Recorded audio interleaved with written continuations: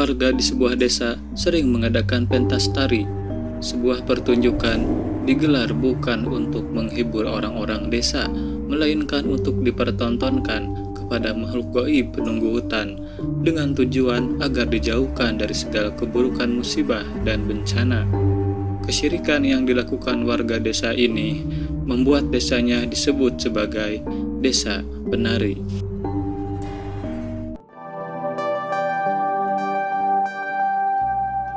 Sefra Media.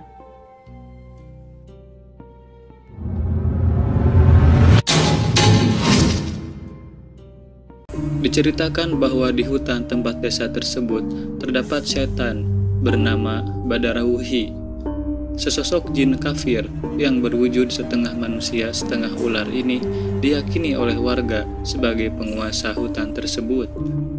Warga yang hatinya tersesat kerap kali menyajikan pentas tari dengan menjadikan para wanita muda, terutama yang masih perawan, sebagai penari yang disuguhkan kepada Badarauhi untuk dijadikan tumbal. Namun kini tradisi itu sudah lama lenyap di desa ini, hingga tibalah para mahasiswa datang untuk mengadakan proker KKN di desa ini. Para mahasiswa itu adalah Anton, Wahyu, Bima, Nur, Widya, dan Ayu. Pada saat awal kedatangan mereka, salah satu dari mereka ada yang menjadi incaran Badarauhi, yakni Widya.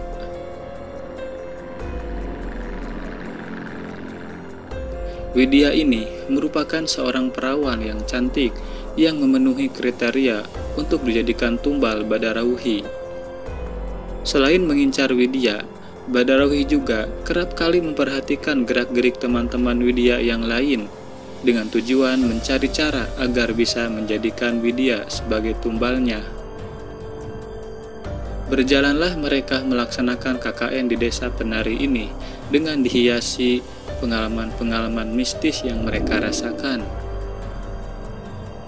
Bima yang sudah lama menyimpan rasa cinta kepada Widya mencari cara agar bisa memiliki Widya dengan kondisi desa yang penuh dengan hal-hal mistis.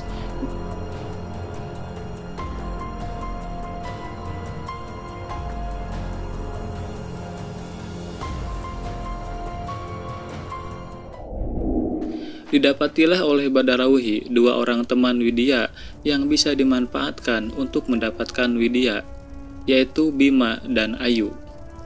Badarauhi kemudian menampakkan diri ke hadapan Bima dengan berubah wujud menjelma menjadi perempuan cantik. Badarauhi kemudian menawarkan perjanjian kepada Bima. Perjanjian tersebut adalah Bima harus bersedia melayani Badarauhi dengan cara menyetubuhinya. Setelah bersetubuh, maka Badarauhi akan memberi Bima sebuah kawaturi atau mustika. Bima pun menyepakati perjanjian dengan Badarauhi dan dilaksanakanlah persetubuhan.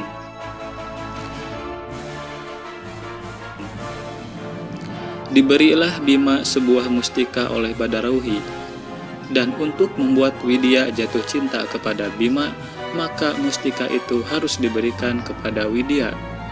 Kemudian Bima berpikir bahwa tidak mungkin ia langsung memberikannya kepada Widya, karena nanti Widya pasti akan curiga. Bima pun menyuruh Ayu untuk memberikan mustika itu kepada Widya. Namun tanpa sepengetahuan Bima, Ayu yang sudah lama menyimpan rasa kepada Bima merasa curiga atas mustika tersebut dan dengan sengaja tidak memberikannya kepada Widya karena Ayu merasa cemburu, takut jika Bima dan Widya jadian. Mustika itu kemudian disimpan oleh Ayu. Hal tersebut kemudian diketahui oleh Badarauhi dan Badarauhi tidak tinggal diam. Badarauhi kemudian menampakkan diri di hadapan Ayu. Dari sanalah Badarauhi mengadakan perjanjian dengan Ayu. Ayu diminta untuk segera memberikan mustika yang ia simpan itu kepada Widya, dan sebagai imbalannya Ayu akan diberi sebuah selendang keramat. Dan dengan selendang keramat itu, Ayu dijanjikan oleh Badarauhi bisa membuat Bima jatuh cinta kepadanya dan tergila-gila. Ayu pun dengan senang hati menerima perjanjian tersebut. Dipakailah oleh Ayu selendang keramat itu di depan Bima, tatkala mereka sedang mengerjakan proker berdua.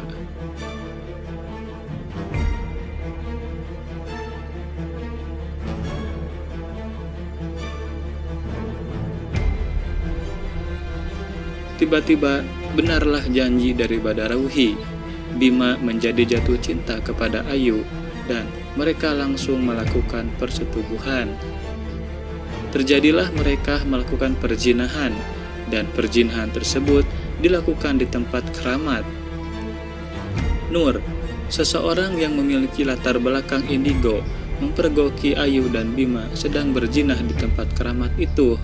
Namun, Nur tidak menceritakannya kepada Widya dan kawan-kawan. Setelah Ayu memperoleh hal yang diinginkannya, yakni membuat Bima jatuh cinta kepadanya, maka kini Ayu harus segera memberikan mustika itu kepada Widya.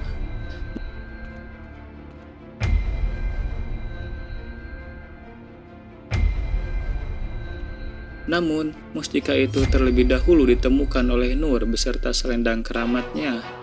Diceritakan bahwa Nur memiliki sosok jin yang selalu mengikutinya kemanapun ia pergi. Selama KKN di desa penari itu, sosok jin kuat ini selalu menjaga dan melindungi Nur.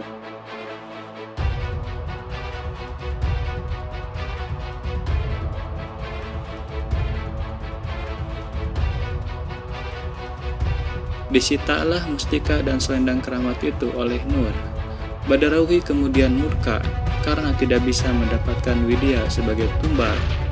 Kini mustika yang harusnya diberikan kepada Widya ada di tangan Nur, dan Nur langsung menyerahkannya kepada sesepuh atau tokoh desa tersebut.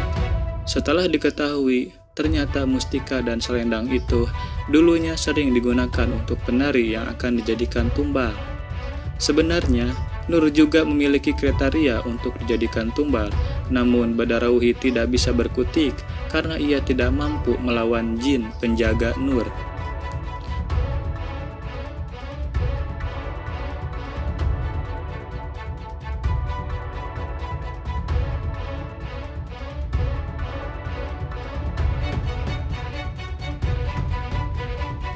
Maka sebagai ganti atas kekecewaannya, Badarauhi kemudian mengambil sukma dari Bima dan Ayu dan akan dikembalikan jika telah selesai menjalani hukuman.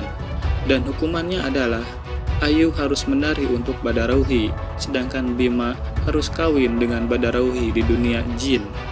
Widya juga ikut terperangkap atas tindakan Ayu dan Bima. Ia sempat tersesat di alam jin namun berhasil selamat. Diceritakan bahwa ketika di alam jin, Widya mengikuti seekor anjing yang berhasil membawanya kembali ke alam manusia.